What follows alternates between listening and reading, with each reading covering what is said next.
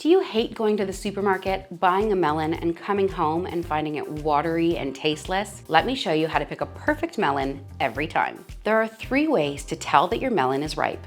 Number 1, give it a knock. If it sounds hollow, you know that you're going to have a good ripe melon. If you get a dull thud, it's likely really watery and full of seeds. Put that one back. The second way is by smelling the bottom. Not the bit with a nub that would have connected to the stem, but the bottom bit. You should be able to get a sweet melony smell out of the bottom of your melon. Give it a good sniff, and if it doesn't smell sweet, that's not the melon for you.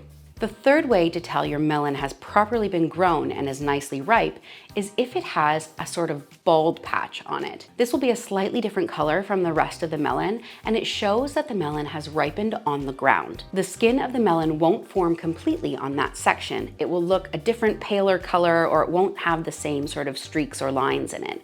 But this is a really good indicator of a nice ripe melon. I always wash the outsides of my melon. I know it sounds kind of silly, you're going to only be eating the inside anyway, but when you cut into the melon, you can transfer bacteria from the outside to the inside, so give it a good wash. I use a bit of dish soap, but you could use vinegar or baking soda or whatever you like to wash your fruit.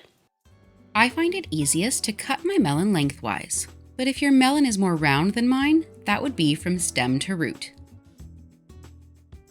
I find this the best way to cut your melon so that you get the easiest access to scooping out your seeds. Using a spoon, scoop out the seeds, leaving as much flesh intact as possible. Make sure to get every last seed. Now that it's cut in half and all the seeds are removed, turn it so that it's flesh side down on your cutting board. Then cut it into segments. For this size melon, I like to try and get 6 segments out of each half. But you could make your segments thicker or thinner if you like.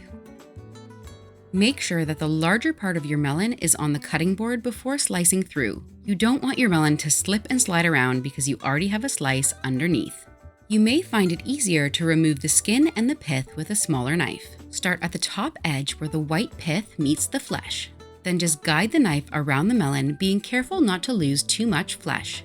Follow it all the way through to the other end and your melon wedge is ready.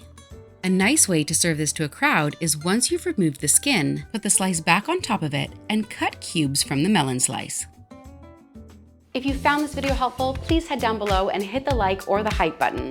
And while you're here, YouTube thinks you're gonna love this video. Thanks so much for watching, and I'll see you next time.